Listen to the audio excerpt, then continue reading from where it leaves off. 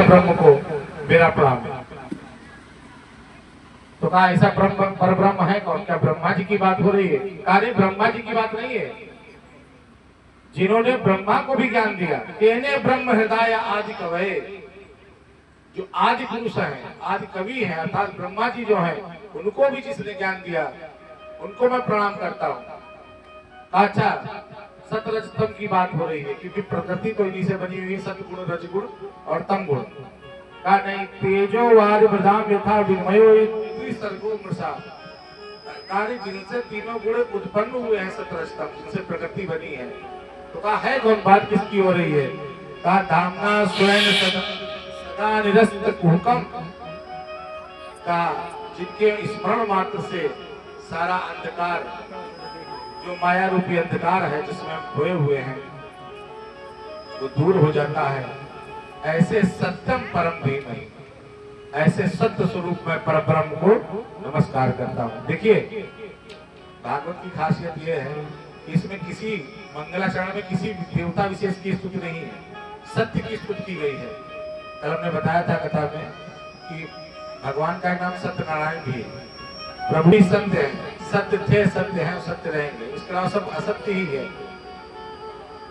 तो इसीलिए कहा गया सत्यम परम धीमहि, ऐसे सत्य स्वरूप परब्रह्म को मेरा नमस्कार। ये प्रथम श्लोक है मंगलाचरण का। कल तक तो हम लोगों ने महात्म सुना, आज कथा में हम लोग प्रवेश कर रहे हैं। ईश्वर को ही सत्य माना गया है और सत्य ही ईश्वर है। गोस्वामी बाबा भी लिखते हैं, धर्म न दूसर सत्य समाना, आगम निगम पुराण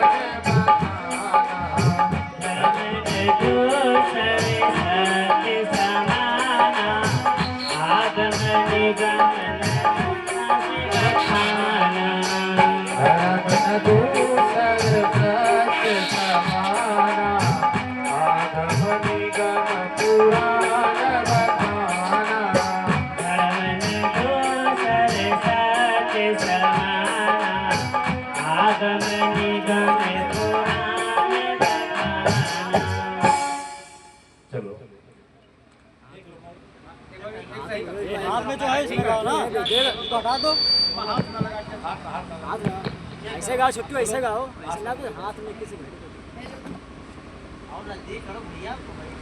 इसकी भी माइक सेट कर दो।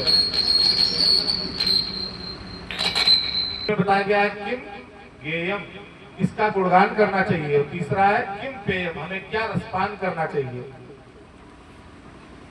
धर्मा प्रोजित कहतवो अत्र परमो निर्मत्सराणां सतां, वेद्यं वास्तवं मत्र वस्तु शिवदं तापत्रयो उन्मूलनम्।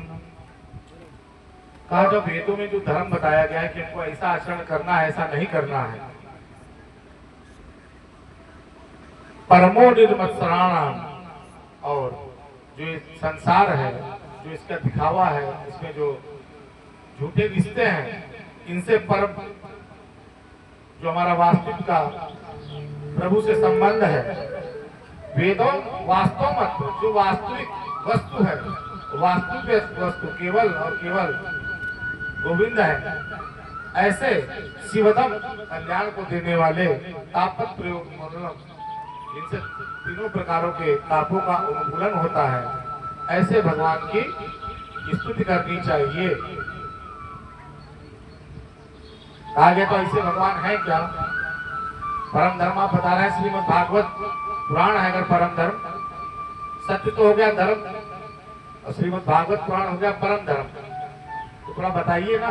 व्यास जी से पूछा जा रहा है, थोड़ा बताइए भाई इसके विषय में क्या है भागवत, इसमें क्या क्या बताया गया है, किसके लिए क्या बताया गया, इसको सुनने का अधिकारी कौन है, कौन सुन सकता है, किस कंडीशन में सुनना चाहिए, क्या लाभ होता है इसको सुनने से, ये सब प्रश्न हुए। तो हम बता रहे हैं, श्रीमद् भागवत पुराण जो है, निगम कल्प तरोर गलितम फलम सुख मुखात द्रव अमृत द्रव संयुतम पिबत भागवतम रसमालयम मूढ़ो राशिक भूय भाव। अरे भागवत की उत्पत्ति कैसे हुई है? कहे निगम कल्प तरोर गलितम।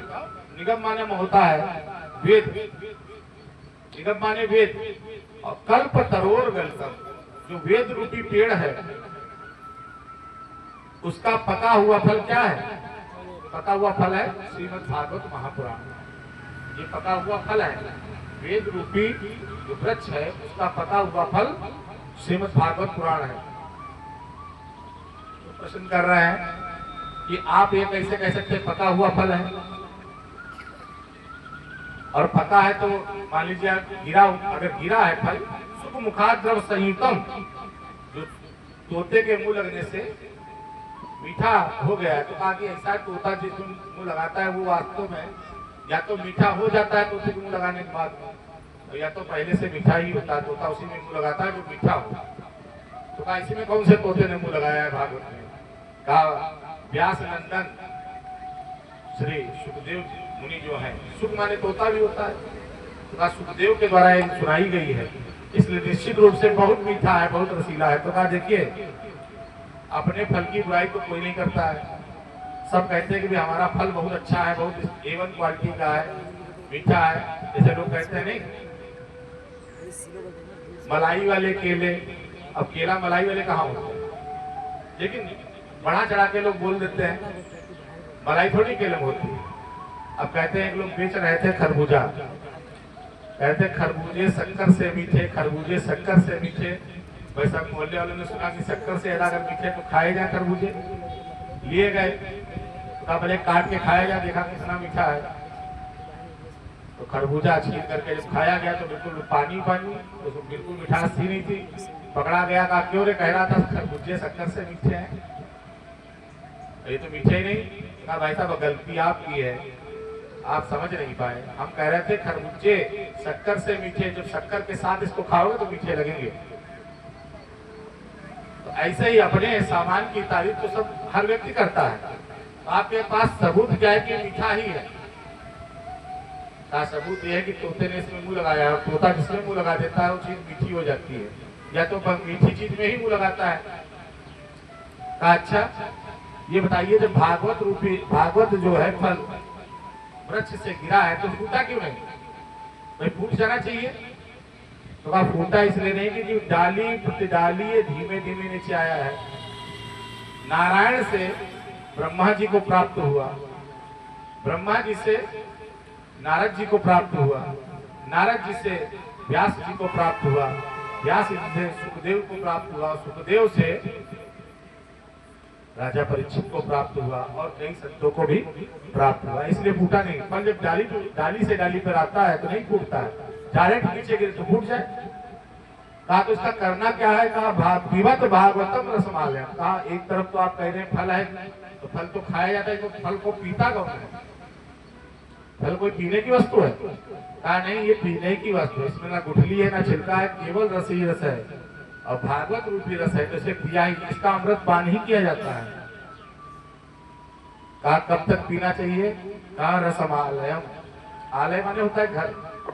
कहा जब तक आप अपने घर ना पहुंच जाएं। तो अपने घर तो कहा अपने घर तो सभी लोग जाते हैं, कहा नहीं ये घर नहीं, जो आपका वास्तविक घर है जहां से आप आए हैं, आपका ये घर नहीं। आपका अगर घर ये होता तो यहीं पर रहते, सब लोग चले जाते हैं। आप आंख नहीं है, आप कान नहीं है, आप नाक नहीं है, आप इंद्रिय नहीं है, आप कुछ और हैं, और जो आप हैं वो जानते नहीं है। जहां आप जाएंगे वो आपका घर है। तो कहा गया तब तक इसका रसपान करिए जब तक आप अपने प्रभु को प्राप्त ना कर ले। एक बार सुने थे, दोबारा फिर सुन लिए थे, दोबारा फिर सुने, कितना सुने? कहा तो मुहुर्हु बार बार सुनते रहिए जब तक प्रभु की प्राप्ति ना हो जाए, क्योंकि भागवत में ही वो ताकत है, वो शक्ति है जो प्रभु को प्राप्त कराने में सक्षम है। कलयुग में सबसे बड़ा उपाय भागवत है प्रभु को प्राप्त करने का, क्योंकि भागवत के द्वारा ही प्रभु की भक्ति प्राप्त होती है। प्रभु की भक्ति जब प्राप्त होती है तो प्रभु हृदय में विराजित हो जाते हैं। कुछ लोग कहते हैं हम एक बार सुने, दो बार सुने, कितना सुने भागवत कहानी वही है, कहाँ तक सुनते रहे। देखिए हरि अनंत, हरि कथा अनंत, भगवान की कथाओं की समाप्ति कोई है ही नहीं। एक बार सुने, दोबारा फिर सुनिए। हर बार नए नए लोग आते हैं, नए नए लोगों को सुनिए, क्योंकि नए नए व्यास, नए नए लोग अपनी भाषा में उसका जो भी विच्छेद करके सुनाते हैं, अपना अपना, सबका अपना अपना एक तरीका होता है सुनाने का, उस परिपाटी पे सुनाते हैं। कथा तो वही है। और जो लोग कथा नहीं सुनते हैं उनके विषय में गोस्वामी जी कह रहे हैं, रामचरित जे सुनत अघाही, रस विशेष जाना तिनि नाही। रामचरित जे सुनत अघाही, रस विशेष जाना तिनि नाही।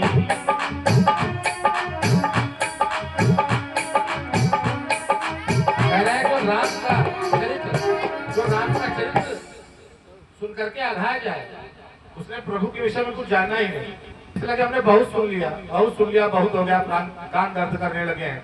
तो ऐसे व्यक्ति के लिए कहा गया है कि जिन हरि कथा सुनी नहीं काना, श्रवण रंध्र ते आई भवन समाना। जिन्हें हरि कथा सुनी नहीं काना, श्रवण रंध्र नहीं भवन समाना। हरि कथा सुनी नहीं काना,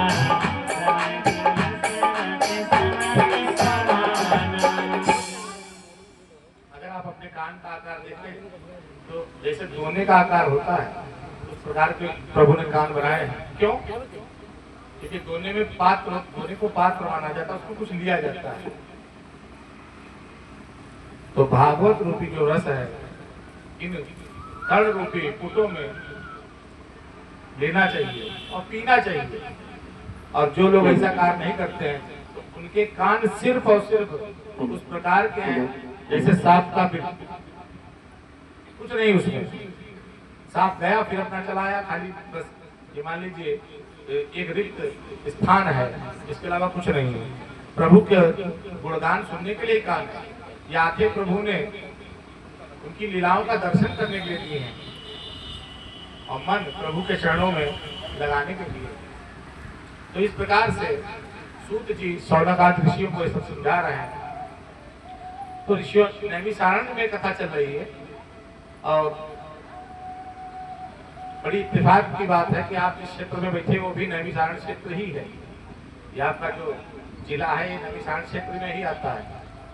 तो सौनकादि ऋषि जो हैं सूत जी से पूछ रहे हैं, प्रभु ये बताइए कि घोर कलयुग आने वाला है, और कलयुग तो चल ही रहा है, लेकिन घोर कलयुग में मुक्ति का साधन क्या होगा?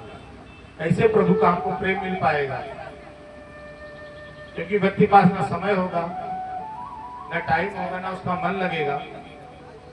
तो इस प्रकार से सूत जिसे प्रश्न कर रहे हैं, तो कुल मिलाकर के उन्होंने 6 प्रश्न किए, और इन 6 प्रश्नों में ही पूरी भगवत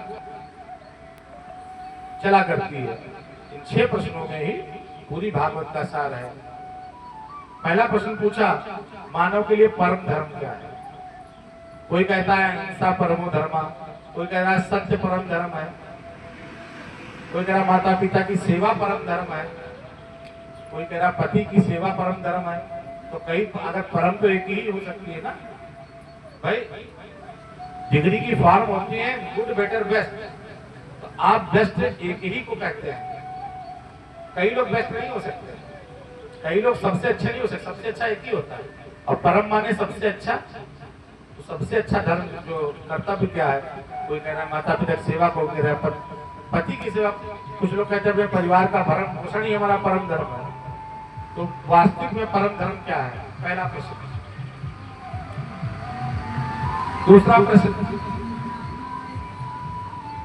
किसकी पूजा करें और किसकी ना करें?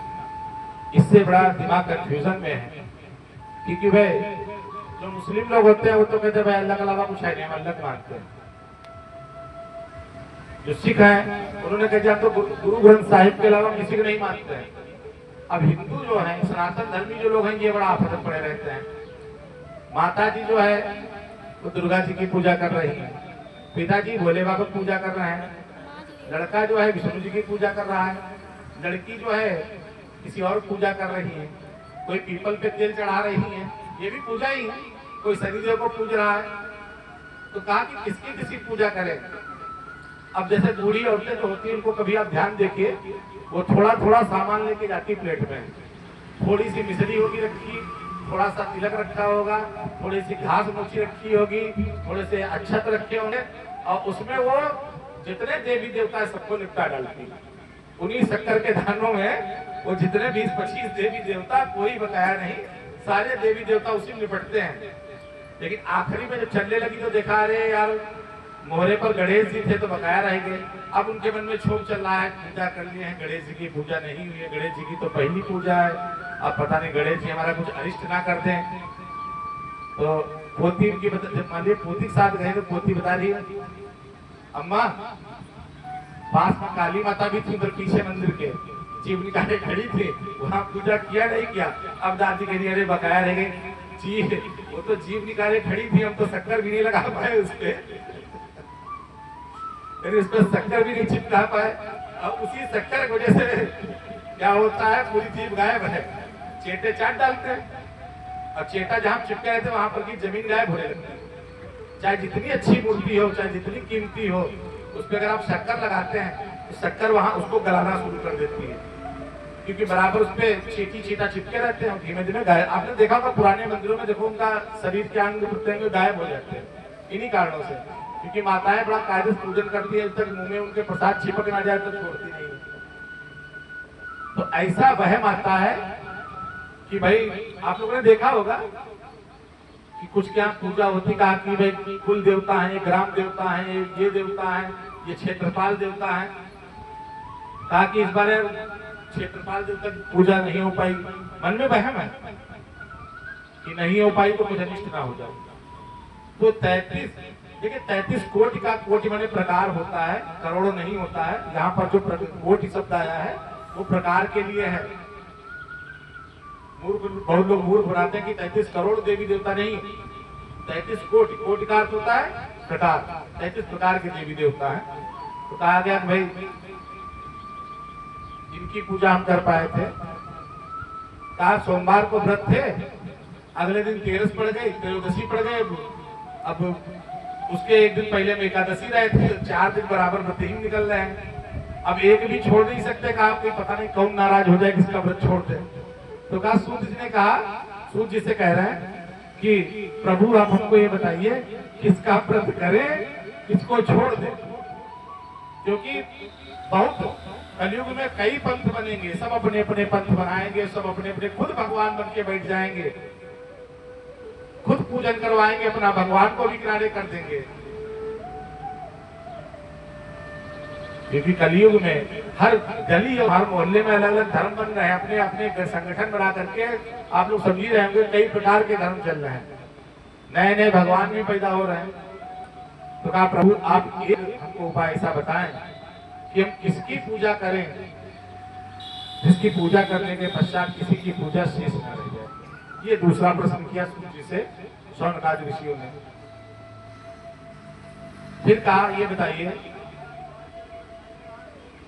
ईश्वर वो निराकार माना जाता है, अजन्मा माना जाता है, तो ये बताइए जब ईश्वर का जन्म होता नहीं है, अजन्मा है ना, उसका नाम अजन्मा है। नेति नेति भी कहते हैं, नेति में कुछ नहीं, ना इति, ना इति में जब संधि करेंगे तो गुण संधि से नेति बन जाएगा।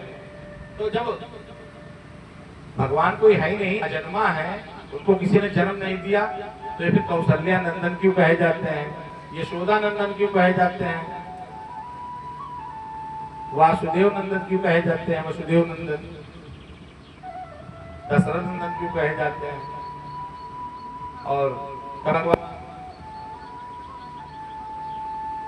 तो इस प्रकार से कहा कि जब इनका अजन्मा है तो इनका जन्म कैसे आप लोग करवा रहे हैं। चौथे दिन ये जन्म, जहाँ भागवत होती है वह चौथे दिन का जन्म मनाया जाता है, मार वो नाच कूद सब होता है, तो ये जन्म अगर होता नहीं तो जन्म हो कैसे रहा, आप स्पष्ट करिए, दुविधा है। देखिए ये जो ऋषि पूछ रहे हैं, ऐसा नहीं कि ऋषियों को पता नहीं है, सूत जी भी ये बात जानते हैं कि इनको पता है, लेकिन इन प्रश्नों को इसलिए किया क्योंकि भविष्य में कलयुग में जो आपके विधर्मी लोग होंगे, ऐसे लोग जो ईश्वर को नहीं मान रहे होंगे, वो आपसे इसी प्रकार के प्रश्न करेंगे कि भगवान का कहीं जन्म होता है, ये जन्माष्टमी का मनाते, भगवान जन्म लेते ही नहीं है।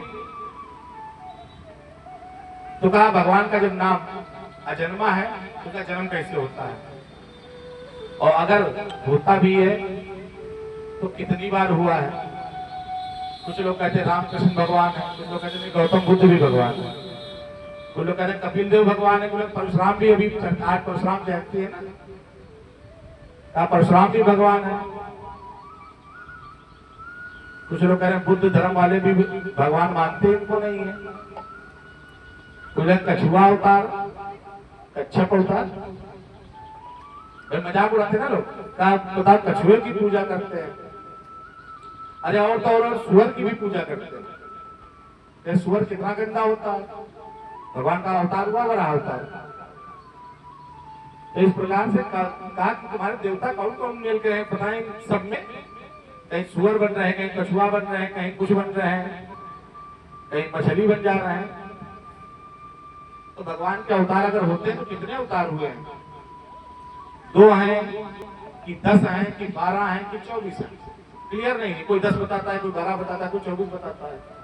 तो इन प्रश्नों का उत्तर दीजिए। और कहा कि एक बात और कहा बहुत संक्षिप्त में दीजिए, हमको बहुत डिटेल नहीं चाहिए। देखिए जिस समय सूत जी से ये प्रश्न कर रहे थे तो ऐसा नहीं वो सन्यासी लोग उनका समय ही समय है, लेकिन इसलिए ऐसा कहा कि संक्षिप्त में बताइए, क्योंकि जानते थे कि कलयुग में व्यक्ति के लिए हर चीज के लिए समय होगा, लेकिन भगवान के स्मरण के लिए समय नहीं होगा। वो ना कथा सुनना चाहता है लंबी, उसको बस थोड़ी कथा सुनाओ, उसका उतना काम हो जाए। डॉक्टर वहां जाते लोग क्या कहते हैं, डॉक्टर साहब कोई बढ़िया दवाई दो, बिल्कुल एक बार में फायदा हो जाए, तो महंगी चाहे जितनी हो, हम रोज नहीं खा पाएंगे। तो कहा इसलिए संक्षिप्त में बताइए, हम बहुत डिटेल में नहीं सुनना चाहते हैं, क्योंकि कलयुग के व्यक्ति के पास समय नहीं होगा। अगर समय होगा भी तो अपने और चीजों में खर्च करेगा, भागवत तो नहीं खर्च करेगा। फिर आपने कहा कि बताया कि धर्म संस्थापनार्थाय संभवामि युगे युगे। भगवान स्वयं कहते हैं जब जब हो ही धर्म के हानि, बढ़ई असुर अधम अभिमानी। जब जब हो ही धर्म के हानि, बढ़ई असुर अधम अभिमानी। तब तक प्रभु विविध शरीरा, हरै कपाल विसर्जन पीरा। तब तक धरि प्रभु विविध शरीरा, हरै कपाल विसर्जन पीरा। भगवान ने भगवत गीता में भी कहा है कि परित्राणाय साधूनां विनाशाय च दुष्कृतां धर्म संस्थापनार्थाय संभवामि युगे युगे। जब जब पृथ्वी पर धर्म का हास होता है, हमारे संत जनों को सताया जाता है, तब तब हम पृथ्वी की रक्षा के लिए, संतों का उद्धार करने के लिए, भक्तों को दर्शन देने के लिए पृथ्वी पर हमारा अवतार होता है। तो ये बताइए भगवान जब आते हैं तब तो धर्म की रक्षा हो जाता है। मान लिया आए कृष्ण को, भगवान कृष्ण आए तो कंस को मार दिया, जरासंध को मरवा दिया, शिशुपाल को मार दिया। भगवान राम आए तो खरदूषण को मार दिया, रावण को, कुंभकर्ण और मेघनाथ सबको मार दिया। लेकिन ये बताओ भगवान जाते भी तो हैं, फिर कौन बचाता धर्म को? ऐसा तो है नहीं। भगवान आए, मान लीजिए भगवान कृष्ण आए, पृथ्वी पर 125 वर्ष रहे, तो जब आए तो पाप को खत्म कर दिया, लेकिन गए तब वो जो बचा था पाप तो फिर से बढ़ेगा, क्योंकि पाप की जो है गति बहुत तीव्र होती, बहुत जल्दी बढ़ता है, बहुत जल्दी बढ़ता है। तो आप जो है भगवान के जाने के बाद धर्मम कम शरणम गता, धर्म किसकी शरण में गया हम जानने के इच्छुक हैं, आप हमको बताएं। इस प्रकार से धर्म की रक्षा होती है और धर्म कहाँ गया। सूत जी ने कहा कि आप लोगों ने जो प्रश्न किए हैं, देखिए इन्हीं 6 प्रश्नों में पूरी भागवत है। पूरी भागवत का सार ये कुछ 6 प्रश्नों के अंतर्गत है। ताकि आपने बहुत अच्छे प्रश्न किए हैं और इनका हम उत्तर अपने स्तर से उत्तर देने का प्रयास करेंगे। तो इसी विषय में फिर कथा आती है। कहा कि जब राजा परीक्षित को श्राप लगा, उसे किसी ने सहारा नहीं दिया, तब क्या हुआ? सुखदेव मुनि आए। सुखदेव मुनि ने उसे भागवत सुनाई और भागवत सुन करके वो पर ब्रह्म ईश्वर की सन्निधि को प्राप्त कर लिया उन्होंने। तो ऋषियों ने कहा सुखदेव कौन है, परीक्षित कौन थे, श्राप क्यों मिला इनको, और किसी सुखदेव जी हैं कौन, किसके पुत्र हैं? तो कहा विस्तार पूर्वक सुनिए। कहा एक बार माता पार्वती और भोले बाबा कैलाश में अपने एकांत स्थल में निवास कर रहे थे। एकांत स्थल में निवास कर रहे थे। नारद जी वहां पर पहुंच गए। नारद जी कहने लगे, अब चूंकि संत है नारद जी, इनका ससम्मान, उन्होंने इनको आसन दिया। भोले बाबा थोड़ा बाहर चले गए। तो कहा माता ये बताएं कि भोले बाबा ठीक ठाक से बोलते आपसे हैं, प्रेम व्यवहार करते हैं ठीक ठाक, आपसे आते हैं तो हाल चाल लेते हैं? हाँ महाराज हमें बहुत प्रेम से रखते हैं। का एक बात बताओ, खाली दिखावा चलता है, कुछ आदमी पत्नियों के आगे कुछ और पत्नियों के पीछे कुछ और, ताकि पत्नी उनके राज ना जान पाए। इसलिए क्या करते हैं, ऊपरी दिखावा, जो दिखावे का प्रेम होता है वो झलकाया करते हैं। कहा नहीं ऐसे हमारे भोले बाबा ऐसे नहीं है। कहा अगर ऐसे नहीं है तो हम आपको एक बात बताएं। कहा पूछिए। कहा आपने उनका शमशान का रूप देखा? कहा देखा है। कहा कैसा रूप है? कहा कि भस्म लगाए रहते, पूरे अंग पे हैं, मुंड माला पहने रहते हैं, जटा खोले रहते हैं। तो कहा आज जब वापस में आए तो उनसे सिर्फ, अगर तुम आपसे बड़ा प्रेम करते हैं तो सिर्फ एक प्रश्न करना कि आप जो ये मुंड माला है किसकी है? देखते हैं आपसे कितना प्रेम करते हैं, आपको बताते हैं कि नहीं बताते हैं। नारद जी ने अपना काम कर लिया। थोड़ा थोड़ा इनकी आदत इसी प्रकार की है, कई जगह पर इस प्रकार के कार्य किए हैं। अपना कार्य करने के बाद में बाहर भोले बाबा अपने गढ़ों से बैठे हुए थे। नारद जी मुस्कुराते हुए गए, तो कहा प्रभु हमको आज्ञा दीजिए, हमारा काम हो गया। कहा काम हो गया? क्या काम करने गए थे? कहा जब होना था हो गया, अंदर जाओ पता चलेगा। अब भोले बाबा अंदर पहुंचे, माता रुष्ट बैठी हुई है। कहा देवी क्या हुआ? कहा कुछ नहीं। बताइए हमसे कितना प्रेम करते हैं? कहा हम अपने, जितना हम प्राणों को अपने नहीं प्रेम करते उतना प्रेम करते हैं। तो कहा ये बताइए कि आप एक गले में जो माला पहनते हैं किसकी है? कहा देवी ना पूछो किसकी है। तो कहा तो प्रेम कैसा है? जहाँ प्रेम में छुपाया जाए वो प्रेम होता ही नहीं, आपको बताना पड़ेगा।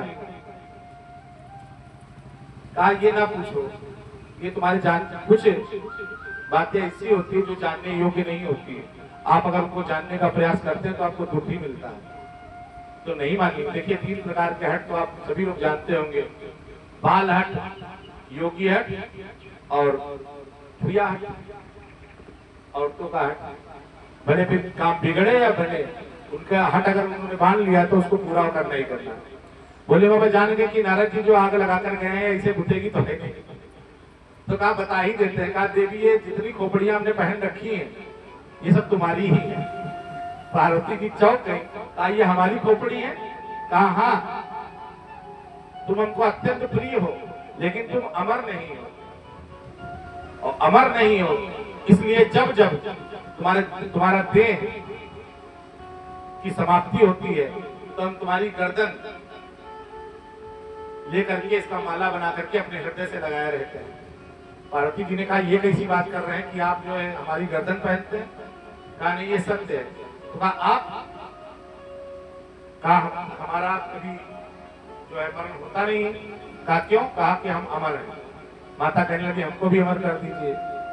तो कहा आप तो वैसे भले ना करते लेकिन अब तो अमर करना ही पड़ेगा। कहा उसके लिए अमर कथा सुननी होगी। कहा चलिए अमर कथा सुनाइए हमको। अच्छा वहां पर ये बताया कि कथा सुनने के कुछ नियम हैं। पहली बात तो जब आप कथा सुने तो बिल्कुल व्यास पीठ के या जो सुना रहा है उसके सम्मुख बैठकर बिल्कुल ध्यान केंद्रित करके सुने, भगवान का स्मरण करते हुए सुने, बीच बीच में उठे ना, क्योंकि व्यास पीठ जो होती है इसके कुछ नियम होते हैं। हालांकि आप लोगों पे नियम वो लागू होते हैं, लेकिन चलिए श्रोताओं को थोड़ी छूट होती है कि बीच में उठना मना होता है। व्यास पीठ पर बैठने के बाद उठा नहीं जाता है। व्यास पीठ पर बैठ करके आप कुछ भी जलपान नहीं कर सकते, चाहे जितनी गर्मी हो आपको ऐसे ऐसे बैठना है, पानी नहीं पीना है व्यास पीठ पर बैठकर, ये नियम है। तो माता पार्वती को बताया कि आपको बढ़िया सा भगवान का स्मरण करते हुए कथा सुननी है। तो माता ने कहा चलो ठीक है। अमरनाथ की गुफा में ले गए। पहले खाली गुफा थी, कथा सुनाने के बाद में उसका नाम अमरनाथ पड़ा है। ले गए, कथा सुनाना प्रारंभ किया। माता जी थोड़ी देर तक तो सुनी, कथा लंबी थी। उसके बाद में भगवान ने कहा तुम हूं करती रहना, हम जान जाएंगे जग रही सुनाते रहेंगे। एक अंडा था, उसमें एक सुख का बच्चा बैठा हुआ था। अच्छा, कुछ लोग बड़ा कंफ्यूजन कर देते, कबूतर बच्चा था तो कबूतर है वहां पर, लेकिन ये सुखदेव की उत्पत्ति कैसे हुई उसकी कहा है, इसलिए आप ये ना कहना कि कबूतर निकला था। पिछली कथा में लोग कहने लगे थे।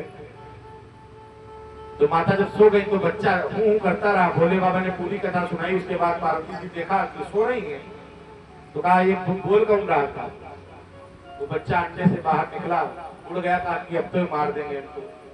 जब मारने के लिए त्रिशूल को उठाया, नारद जी प्रकट हुए, कहा प्रभु इसको ना मारिए, ये साक्षात राधा रानी का सुख है, वो लोक धाम से आया है और यहाँ आगे चल के इसको बहुत बड़े बड़े कार्य करने हैं। अब वो जो वेद व्यास जी की पत्नी थी विठपा देवी,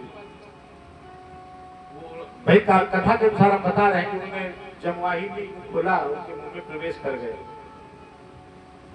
और धीमे धीमे वो सुखदेव मुनि बड़े होने लगे और बड़े होते गए और 12 वर्ष व्यतीत हो गए, उनका जन्म नहीं हुआ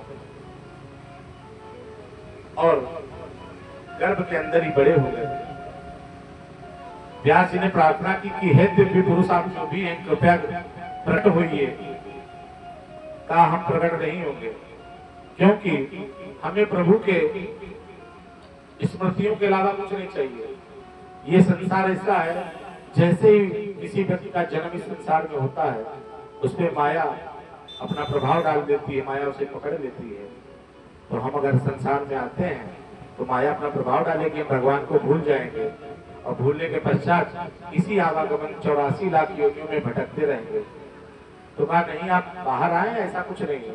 कहा ऐसा अगर प्रभु वरदान हमको वरदान दे, आश्वासन दे कि आपको हमारी माया मोहित नहीं करेगी तो हम बाहर आ सकते हैं। भाई भगवान प्रकट हुए, वरदान दिया कि आप सुखदेव मुनि पधारे, हमारी माया का कोई प्रभाव आप पर नहीं पड़ेगा। यह आश्वासन प्रभु ने दिया। सुखदेव जी ने जन्म लिया, जन्म लेते ही वैराग्य को धारण करके वन को चले गए। अच्छा, जैसे व्यास जी ने देखा कि हमारा इतना सुंदर पुत्र वन को जा रहा है और बड़े हैं, वेद व्यास जी पीछे पीछे गए पुत्र मोह में। वहां कुछ स्त्रियां स्नान कर रही थी और उन्होंने अपने अंग को वस्त्रों से ढक लिया। तो व्यास जी ने कहा ये क्या है, मतलब हमारा जवान लड़का बात सामने से गया है अभी आपके, और आप लोगों ने वस्त्रों को नहीं डाला और हम आपके बाबा पर बाबा के उम्र के हैं, हमसे वस्त्र डाल रही हो। तो कहा महाराज आपका जो पुत्र है वो सांसारिक नहीं है, उसे संसार के जो क्रियाकलाप है उसका ज्ञान नहीं है, वो वैराग्य को धारण कर चुका है। लेकिन आप सांसारिक हो, आपकी पत्नी है, उसे स्त्री और पुरुष के संबंधों के विषय में कुछ भी ज्ञान नहीं। वो जैसे ही एक छोटा बात होता है जिसका जन्म हुआ, वैसे ही सुखदेव जी हैं, ज्ञान जागृत हुआ, वापस लौट गए। कहा कि हमारा पुत्र कुछ करने के लिए आया है, समय आने पर करेगा। सुखदेव जी अपना निराकार ब्रह्म की समाधि में चले गए, जंगल में जाकर के निराकार ब्रह्म की समाधि में चले गए और वहीं जाकर के अपनी तपस्या को प्रारंभ कर दिया। इसके पश्चात में जो पहला प्रश्न उन्होंने किया था कि मानव के लिए परम धर्म क्या है, देखिए परम धर्म केवल एक और एक ही है, केवल एक और एक ही। अभी आपको समझा रहे हैं कैसे। भगवत शरण में जाना ही परम धर्म, भगवत प्राप्ति ही परम धर्म। अब आप कहेंगे क्या माता पिता की सेवा करना परम धर्म नहीं है? माता पिता छोड़ दें बूढ़े बाड़े को, पत्नी छोड़ दें, बच्चे पैदा किए तो छोड़ दें भूखे मरने के लिए। लोग कायर कहेंगे कि परिवार छोड़ करके भाग गया, सन्यासी हो गया। तो भगवान ने कहा कि परम धन हमारी शरणागति ही है, क्योंकि जो संसार आपको दिख रहा है वास्तविक नहीं, ये सब हमारे ही माया का प्रभाव है। जिस प्रकार से स्वप्न आप देखते हैं और उसमें आपका जंगल गए हुए आपको शेर दौड़ा रहा है, आप घबरा रहे हैं, चिल्ला रहे हैं, शेर आपको जैसे ही आपके ऊपर कूदता है और दाढ़ मारता है, आप चिल्लाते हैं और नींद खुल जाती है। तो आपको पता लगता है कि अरे ये तो स्वप्न था, लेकिन वास्तव में कुछ नहीं था। इसी प्रकार से अच्छा, आप लोगों को बड़ा ये अजीब लग रही होगी बात, ये संसार जो है वास्तविक नहीं, और ये वास्तविकता है कि वास्तविक नहीं है। ये जिस प्रकार से आप स्वप्न में आप जीवन जीते उसी प्रकार से ये जीवन चल रहा है। शंकराचार्य ने 3 प्रकार के संसार बताए हैं, एक स्वप्न जगत का, एक प्रातिभाषिक जगत का, एक पार ब्रह्म जगत का। तो वो जो परम धाम है वही सत्य है, बाकी ये सारे झूठे हैं। क्योंकि अगर ये सत्य होता तो आप यहीं पर रहते, आपका यहाँ से गमन हो जाता है। तो परम धर्म तो प्रभु की प्राप्ति है। अच्छा, जो भगवान का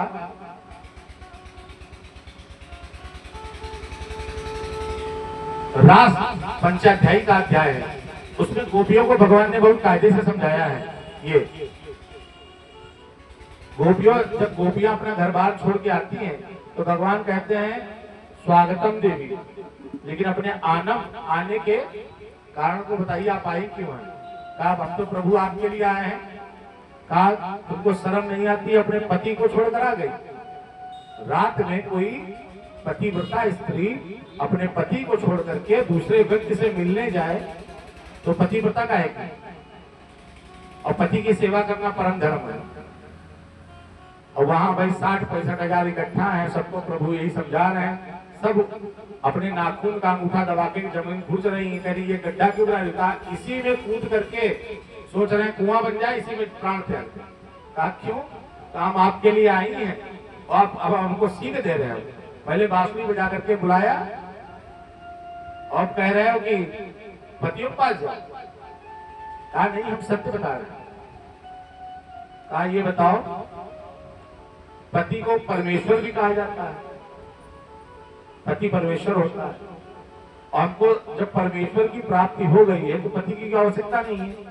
इसे इस प्रकार से समझें कि जैसे किसी का पति बाहर जब गया तो आप तो रहेंगे नहीं, करवा चौथ पड़ेगा तो पूजा किसकी करेंगे? तो अपनी एक तस्वीर दे दी, कहा ये तस्वीर की पूजा कर लेना, हमारी पूजा हो जाएगी। तो पत्नी क्या की, उसी तस्वीर की पूजा करने लगी और इत्तेफाकन करवा चौथ फिर से पड़ गया। पति लौट कर आ गया, दरवाजा खटखटा रहा है कि दरवाजा खोलो। अब पत्नी क्या कर रही थी, उसकी पूजा कर रही थी तस्वीर की। तो भगवान कृष्ण से पूछ रही गोपियां, ये बताइए पत्नी को क्या करना चाहिए? करना क्या चाहिए? उसका पति आ गया, जाके दरवाजा खोले, उसको उसकी पूजा करे। तो हम यही तो सुनना चाह रहे थे। ये बताओ, जब जगतपति आप हो, जगतपति आप हो, पति का कोई शादी विवाह से संबंध नहीं, पति का अर्थ होता है जो आपका भरण पोषण करे, आपका जो पालन करे। तो जगतपति आप हैं, तो जब हमें आपकी प्राप्ति हो गई है तो हमारे लिए सारे रिश्ते नाते सब निम्न हो जाते हैं आपकी शरणागति के। भगवान ने स्वयं गीता में भी कहा है, ये तु सर्वाणि कर्माणि मयि सन्न्यस्य मत्परा अनन्येनैव योगेन मां ध्यायन्त उपासते तेषामहं समुद्धर्ता मृत्यु संसार सागरात् भवामी नाचिरात् पार्थ मय्यावेशित चेतसाम्।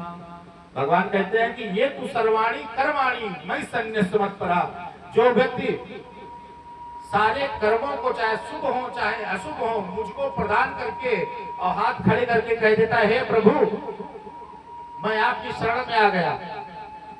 तो भगवान कहते हैं तेसाम अहम समुद्धरता, उसको मैं ठेका लेता हूं, मैं जिम्मेदारी लेता, चाहे जितना पापी हो, चाहे जितना दुष्ट हो, चाहे जितने पाप किए हो, लेकिन उसको इस भव रूपी संसार से पार करने के लिए हम ठेका लेते हैं कि हम पार करेंगे। लेकिन बस वो हमारी शरण में एक बार आ जाए, ये नहीं कि मतलब पड़ा तब शरण में, सदा सदा के लिए भगवान की शरण में चला जाए और फिर बस यही रहे कि दूसरे की शरण में ना जाए, कि जब बीमार पड़े तो प्रभु की शरण में और जब ठीक हो गए तो गरुड़ शरण में। फिर बार बार जब आप शरण बदलेंगे तब तो बात बिगड़ेगी। तो इसलिए भगवान की शरण में जाएं और भगवान से निवेदन करें, ये जीवन समर्पित चरण में तुम्हारे, तुम्ही मेरे सर्वस्व, तुम्ही प्राण प्यारे। ये जीवन समर्पित चरण में तुम्हारे, तुम्ही मेरे सर्वस्व, तुम्ही प्राण प्यारे। तुम्हें छोड़ कर नाथ, तुम्हें छोड़ कर नाथ, मैं किससे कहूँगा, जहाँ ले चलोगे वही मैं चलूँगा, जहाँ ले चलोगे वही मैं चलूँगा। जहाँ ले चलोगे वही मैं चलूँगा, जहाँ ले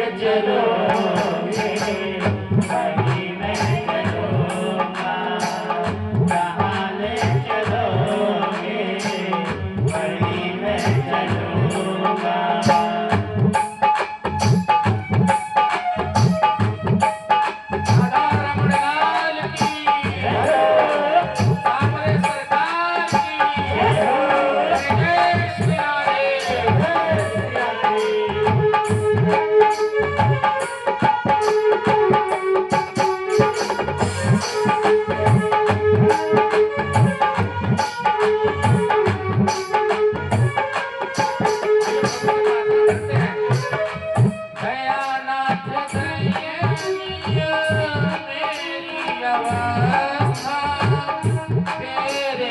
हाथों में सारी व्यवस्था, दयानाथ दयानी ये अवस्था, तेरे ही हाथों में सारी व्यवस्था।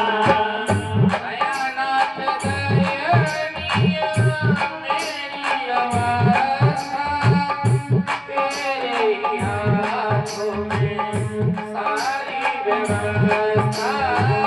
दयानाथ दयानी मेरी अवस्था, तुम्हारे ही हाथों में सारी व्यवस्था।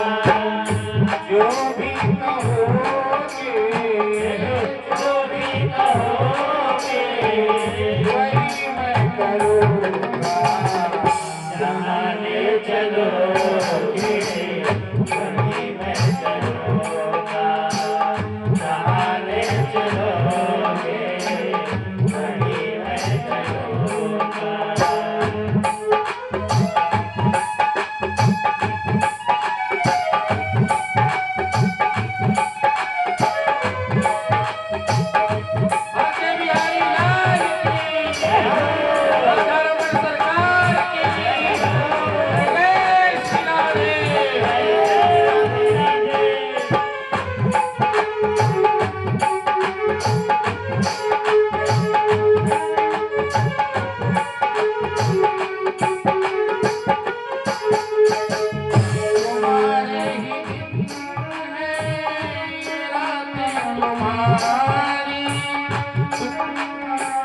तुम्हारे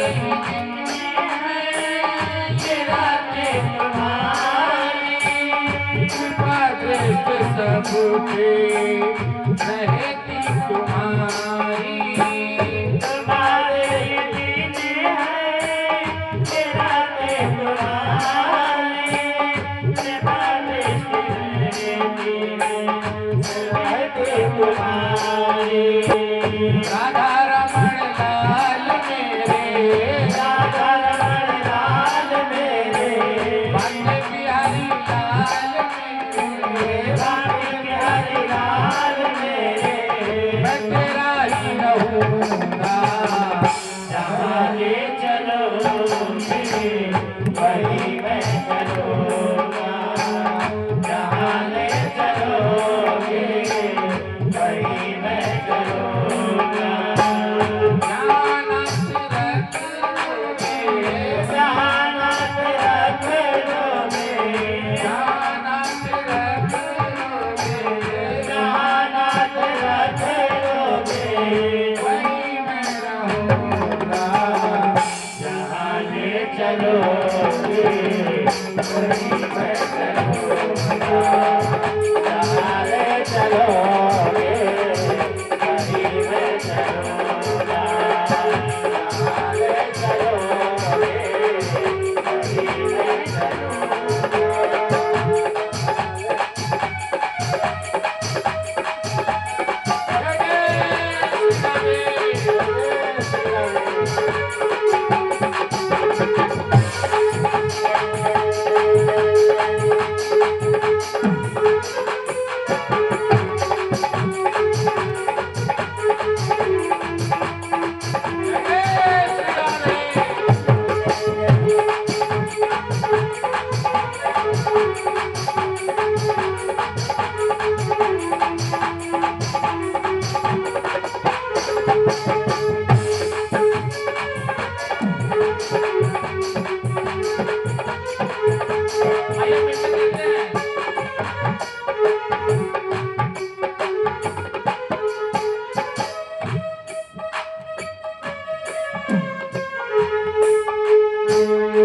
जय जय राधा रमण प्यारो, राधा रमण प्यारो, राधा रमण प्यारो, राधा रमण। जय जय राधा रमण प्यारो, राधा रमण प्यारो, राधा रमण प्यारो, राधा रमण। जय जय राधा रमण प्यारो, राधा रमण प्यारो, राधा रमण प्यारो, राधा रमण। जय जय राधा रमण प्यारो, राधा रमण प्यारो, राधा रमण प्यारो, राधा रमण। जय जय राधा रमण प्यारो, राधा रमण प्यारो, राधा रमण प्यारो, राधा रमण। जय जय राधा रमण प्यारो, राधा रमण प्यारो, राधा रमण प्यारो, राधा रमण। जय जय राधा रमण प्यारो, राधा रमण प्यारो, राधा रमण प्यारो, राधा रमण। जय जय राधा रमण प्यारो, राधा रमण प्यारो, राधा रमण प्यारो, राधा रमण। जय जय श्री राधे, जय जय श्री राधे, जय जय श्री राधे। आइए कथा पे आते हैं। देखिए प्रभु का गुणगान बीच बीच में जरूरी है, क्योंकि संगीत में ही वो शक्ति है जो प्रभु को आपके हृदय में स्थापित करा सकती है। आप कितने भी बड़े विद्वान हो, भगवान आपके बस में नहीं आएंगे, लेकिन अगर आपको संगीत का वरदान प्रभु ने दिया है तो बहुत जल्दी रिझ जाते हैं संगीत पर। आप अगर ध्यान दें तो भगवान के जितने भी भक्त हुए हैं, चाहे कोई हो, चाहे कुंभन दास हो, चाहे मीराबाई हो, चाहे रसखान हो, चाहे सूरदास हो, सभी कुछ ना कुछ गाते थे, सभी गाते थे। संगीत से बहुत जल्दी प्रभु प्रसन्न होते हैं। संगीत में उस अद्भुत शक्ति है जो भगवान को भी नचा सकती है। चलिए आगे बढ़ते हैं। कहा कि किसकी पूजा करे, किसकी छोड़ दे। इसके उत्तर में सूर्य जी ने कहा ये बताओ, सब लोग एक एक बाल्टी पकड़ो और जो वट वृक्ष लगा है एक एक पत्ती में पानी डालो। कहा महाराज ये कैसी बात कर रहे हैं? कहा है एक एक पत्ती में डाला जा करके पानी पूरे वृक्ष में फैल जाएगा। कहा महाराज पूरे वृक्ष में अगर पानी फैलाना हो तो उसकी जड़ में डाला जाता है, ना कि पत्तियों में। यही तो हमको समझाना चाह रहे हैं। भगवान ने गीता में कहा है कि वृक्षों में मैं वट वृक्ष हूं। तो जिस प्रकार से हमसे इस पूरी सृष्टि उत्पन्न हुई है, जब हमसे उत्पन्न हुई, जिस प्रकार से पीपल से ही उसकी डालियां और पत्ते उत्पन्न होते हैं, उसकी जड़ में पानी डाल दो सब जगह पहुंच जाता है। इसलिए मात्र भगवान का गुणगान करना, श्री हरि विष्णु की शरण में जाना, उन्हीं की पूजा करने से समस्त देवी देवताओं की, समस्त सृष्टि की पूजा हो जाती है। 50 जगह आ जाने की आवश्यकता नहीं है। अब आप कहेंगे नहीं भाई, क्षेत्रपाल हम बटे हुए हैं, गांव वाले देवता अलग है, सती माता अलग है, सती पर विवाह अलग होता है, पूजन होता है। देखिए ये सब हमारी पारिवारिक परंपराएं हैं। ये नियम उस पर लागू होता है सब कुछ प्रभु को समर्पित करके सिर्फ प्रभु को ही अपना पति मान लेता है, उसके लिए कोई नियम नहीं है। उसके लिए सिर्फ एक ही नियम है कि अपनी प्रभु का या प्रभु की सेवा करे, उसके कोई नियम लागू नहीं होता। जैसे आपको एक छोटे से उदाहरण से बता रहे हैं, आपका कोई काम कोतवाली में पड़ जाए, ठीक है, या इसके ऑफिस में कोई काम पड़ जाए, अब आपकी जान पहचान किसी से नहीं है, आप गए, पहले तो चपरासी ने आपसे घूस ली ये बताने की कि साहब आज आएंगे कि नहीं आएंगे। फिर स्टोनो पास गए, वो भी अपना कह रहा है कि तुम्हारा लेटर टाइप करना है, रुपए हमको दो तो करेंगे। फिर दरोगा जी अलग रिपोर्ट लगाने के रुपए ले रहे हैं। तो सबको पूछना आवश्यक है, नहीं पूछोगे कार्य होगा नहीं। भाई सबके पास जाना पड़ेगा, सबको पूछना पड़ेगा।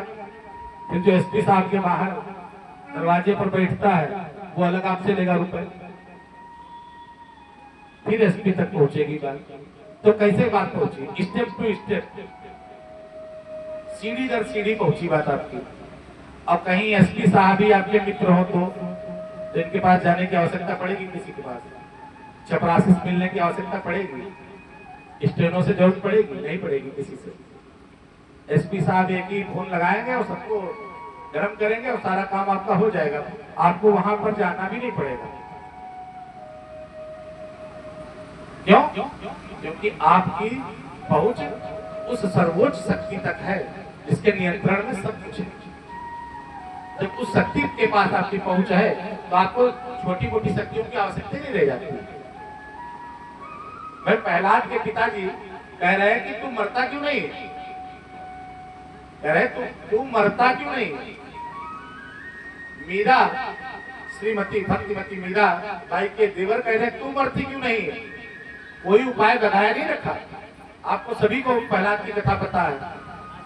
सांपों के बीच में डाल दिया, आग में जलवा दिया, पहाड़ से फिकवा दिया, आरे से कटवा दिया, तलवार से कटवा दिया, दूध मीराबाई को जहर मिला के पिलवा दिया गया, लेकिन मरे नहीं। और सबका एक ही प्रश्न, तुम मरते क्यों नहीं। तो कैसे मरेंगे? मृत्यु जिनके अधिकार में आती है, मृत्यु जिनकी चेली है, मृत्यु जिनकी सेविका है, उससे आपका संबंध है तो आपको मृत्यु हाथ भी नहीं लगा सकती है। भाई हाथ तो उसी लगाएगी जो प्रभु से जिसका संबंध नहीं है। और जो प्रभु से आपके डायरेक्ट लिंक बने हुए हैं तो मृत्यु का है आपको प्राप्ति होगी। वेद व्यास जी ने बताया कि मृत्यु पर अगर विजय प्राप्त करनी है तो मृत्यु के जो पति हैं, मायापति जो हैं, उनसे संबंध बना लीजिए। मृत्यु की क्षमता नहीं है कि आपको हाथ लगा दे, आपको स्पर्श कर दे। तो इस प्रकार केवल और केवल श्रीमद् भागवत पुराण या प्रभु गोविंद एक ऐसे हैं जिनकी मात्र पूजा करने से सभी देवताओं की पूजा हो जाती है। इसीलिए हमारे संत जन बताते हैं कि आपका जो पूजा स्थल हो वहां पर बहुत से विग्रह नहीं रखने चाहिए। क्यों? क्योंकि जो विद्वान है वो तो जानता है एकम अहम बहुधा विप्रा वदन्ति, मैं तो एक ही हूँ। विप्र लोग बहुत प्रकार से भी चर्चा करते हैं। जो विद्वान व्यक्ति है, जिसने तर्क पढ़ा है, जिसने न्याय पढ़ा है, जिसने मीमांसा पढ़ी, वो तो बता देगा कि भगवान तो एक ही है।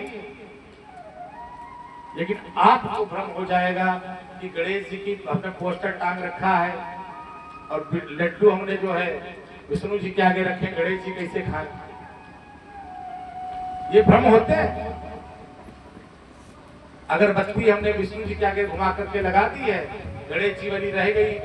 फिर आप कहीं हम लोग मंदिर में देखते हैं, कई जगह लोग मुट्ठा भर अगरबत्ती लाते हैं अलग अलग और सब जगह लगाते हैं। कहीं पर तो ईंटें भी रखी, वहां पर लोग सिंदूर लगाए जाते हैं। माताओं का आदत होती है सिंदूर लगाने की इधर उधर, तो वहां पर भी 2 अगरबत्ती लगी है, वहां पर भी लोग जल चढ़ा रहे हैं।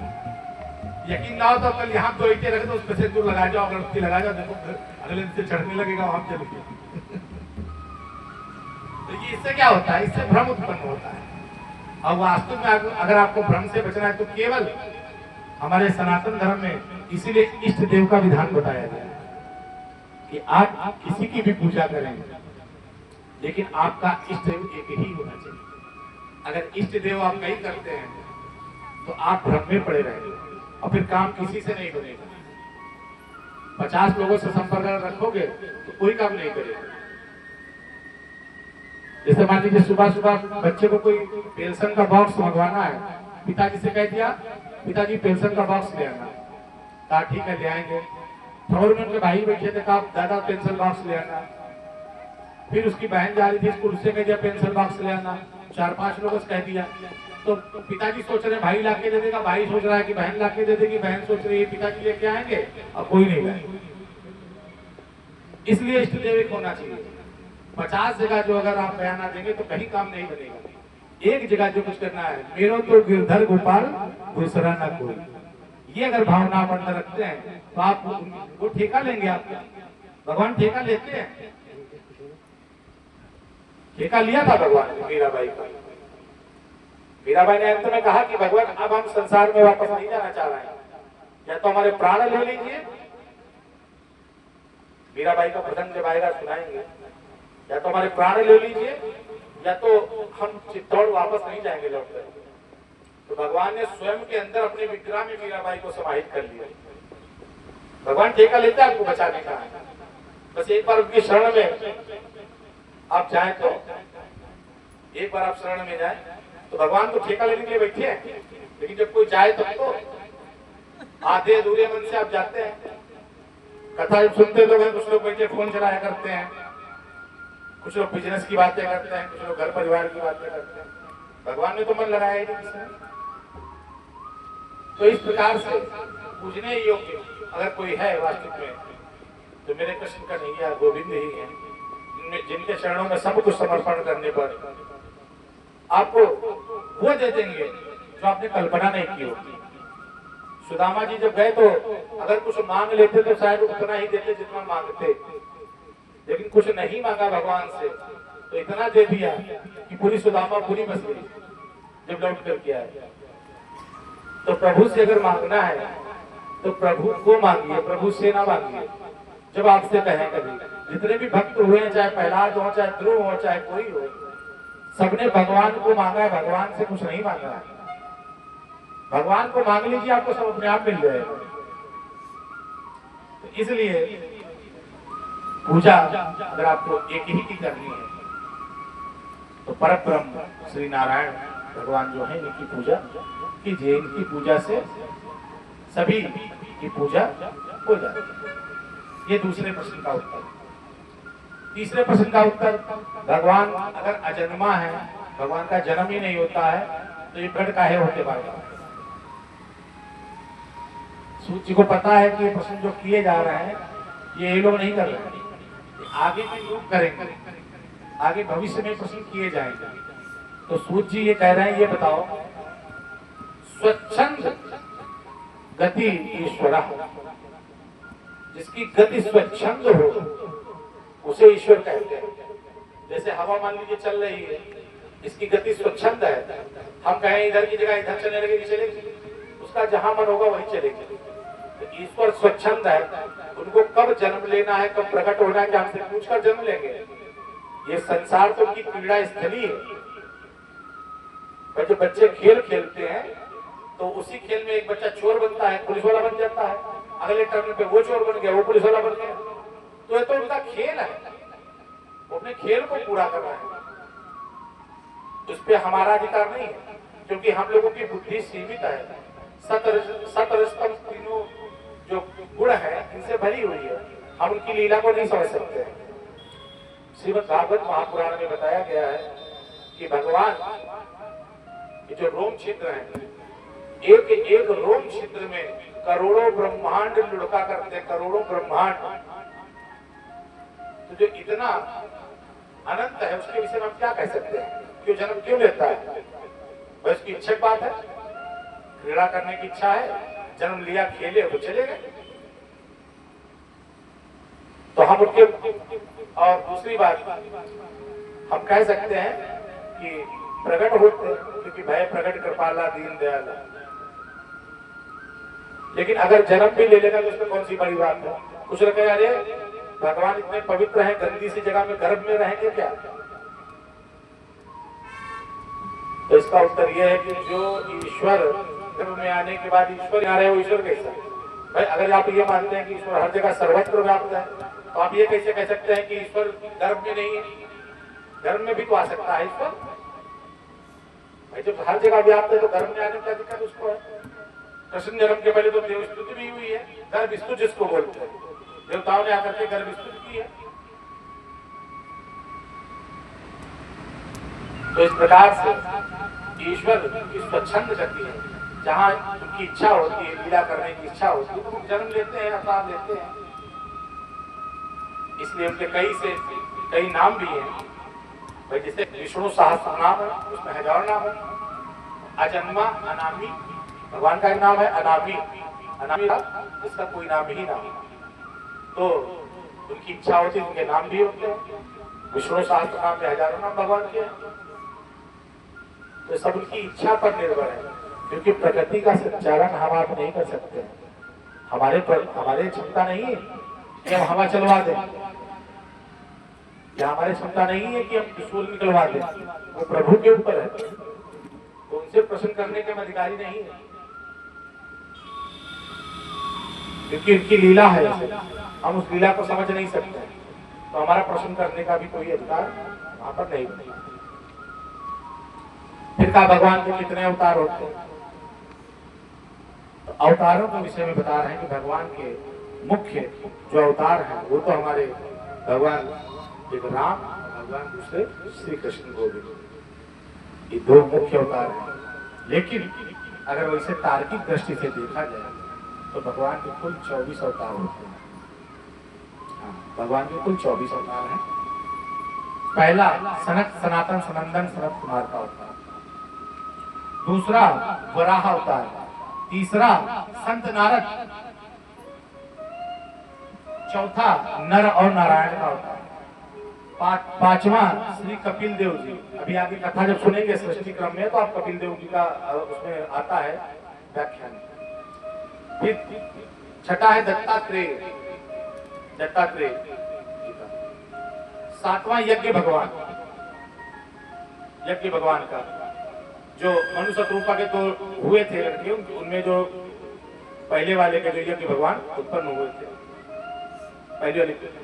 फिर आठवां ऋषभ देव जी का अवतार, नवां पृथु जी का अवतार, 10वां मत्स्य अवतार, 11वां कच्छप, 12वां धनवंतरी, 13वां मोहिनी, 14वां नरसिंह अवतार, 15वां वामन अवतार, 16वां श्री परशुराम जी का अवतार। परशुराम जयंती है इसलिए एक बार जयकार लगाते हैं।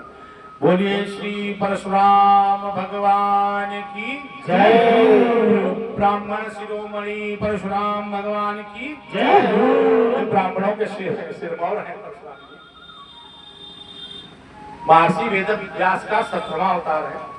18वां अवतार श्री प्रभु श्री राम का है। 19वां बलराम जी का, 20वां मेरे गोविंद का अवतार है कृष्ण अवतार, 21वां अवतार, 22वां हंस अवतार, 23वां बुद्ध अवतार, 24वां जो भी बात की है उन्हें कल के। ये 24 अवतार मुख्य रूप से प्रभु के होते हैं। तो सूत जिसे प्रश्न किया उनके शिष्यों ने ये बताया कि ये वही वेद व्यास है जिन्होंने महाभारत लिखी है क्या? कहा हाँ वही वेद व्यास है। महाभारत को तो पंचम वेद कहा जाता है, 5वां वेद महाभारत कही जाती है। वेद इन्होंने लिखे, महाभारत इन्होंने लिखी, पुराणे इन्होंने लिखी, तो इनको क्या आवश्यकता पड़ गई थी? इतना लिखने के बाद में कौन सी कमी बाकी रह गई थी कि उन्होंने श्रीमद् भागवत पुराण की रचना की? देखिए, इसके कई कारण यहां पर बताए गए।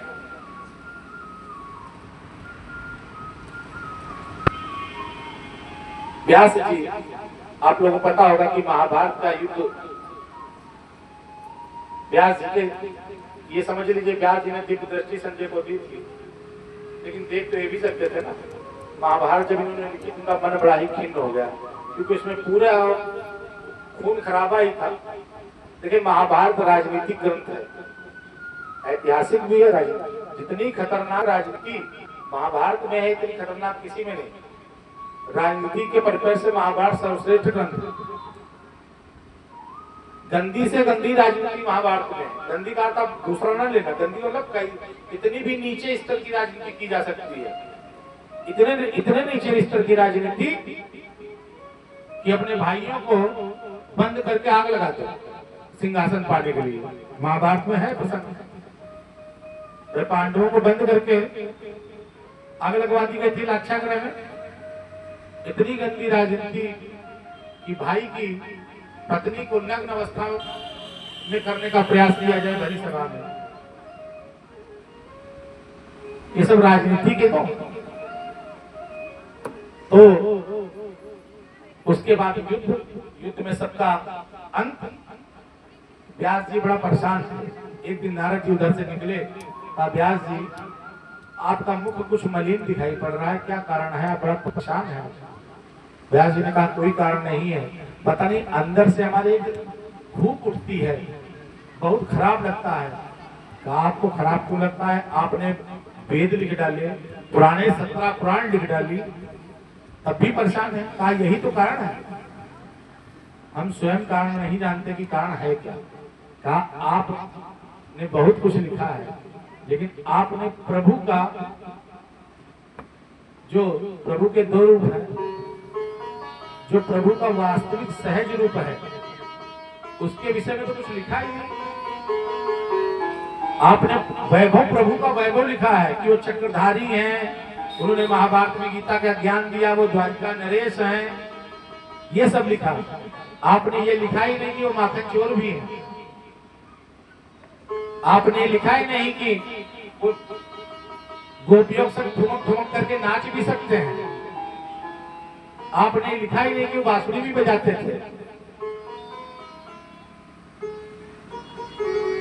आपने लिखा ही नहीं। आपको हम रास में भजन सुनाएंगे, एक दो लाइन वो सुना दे रहे हैं उसकी। चंद्र किरण सा श्याम सलोना, दो आँखें कजरारी हो। चंद्र किरण सा श्याम सलोना, दो आँखें कजरारी। ठुमक ठुमक नाचे गोपियन के संग, जग का पालनहारी। ठुमक ठुमक नाचे गोपियन के संग, जग का पालनहारी हो।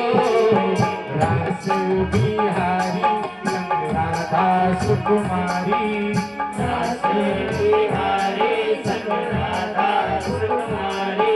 ओ ब्रज में विराजे रे श्याम संग राधा नाचे, हे श्याम संग राधा नाचे। राधा नाचे कृष्ण नाचे, नाचे गोपीजन।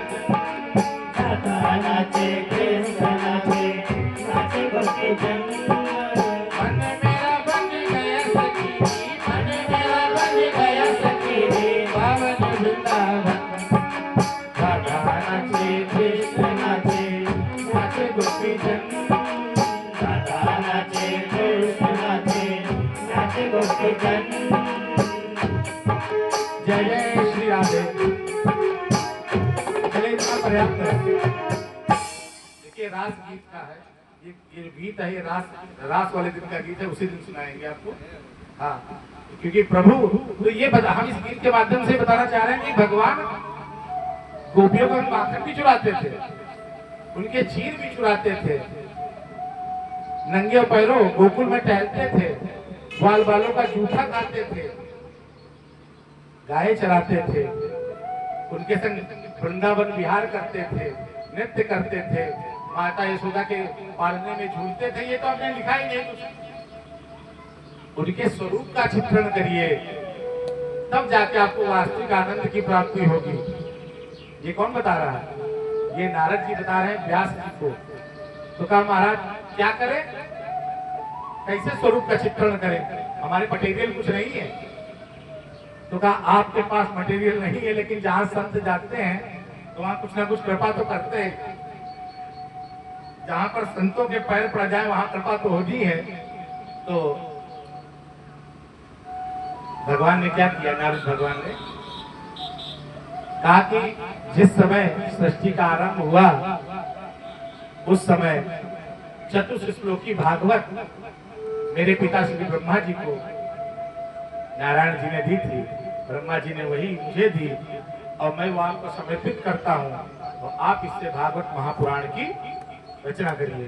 तो अब वो चतुश्लोकी भागवत क्या है, व्यास जी को कैसे प्राप्त हुई, उससे भागवत की रचना किस प्रकार से हुई, ये हम शाम को 8 बजे से इसका शुभारंभ करेंगे।